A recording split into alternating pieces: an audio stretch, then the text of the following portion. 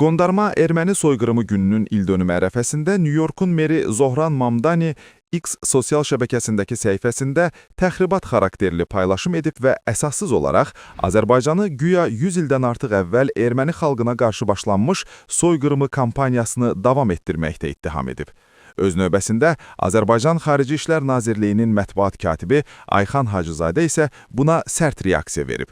Mer Zohran Kvame Mamdani, ictimai xadimlər məsuliyyətlə davranmalı, dezinformasiya yaymaqdan çəkinməli və siyasi motivli, eləcə də tarixi cəhətdən yalan bəyanatlar vasitəsilə ayrılığı dərinləşdirməyə deyil, barışığa töhfə verməlidirlər. Biz sizin təxribat xarakterli bəyanatınızı rədd edirik, Hacızadə yazıb.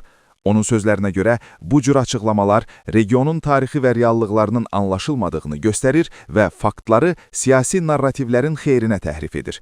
Hacızadə vurğulayıb ki, 2020-ci ildə Azərbaycan özünün beynəlxalq səviyyədə tanınmış ərazi hüdudlarında beynəlxalq hüquq normalarına və BMT Təhlükəsizlik Şurasının qətnamələrinə uyğun olaraq hərəkət edib.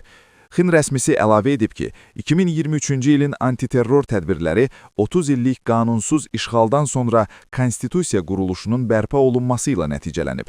Qovulma barədə iddialar erməni sakinlərə reinteqrasiya, tam bərabər hüquqlar və təhlükəsizlik zəmanətlərinin təklif edildiyi faktını göz ardı edir. Seçilmiş vəzifəli şəxsin işğal dövründə 100 minlərlə Azərbaycanlıya qarşı etnik təmizləmə və kütləvi qətillərini, eləcə də mədəni və dini irsin dağıdılmasını göz ardı edərək, birtərəfli narrativləri təşviq etməsi xüsusi narahatlıq doğurur. Bu cür məsuliyyətsiz bəyanatlar qəbul edilməzdir və dərhal silinməlidir, deyə o əlavə edib.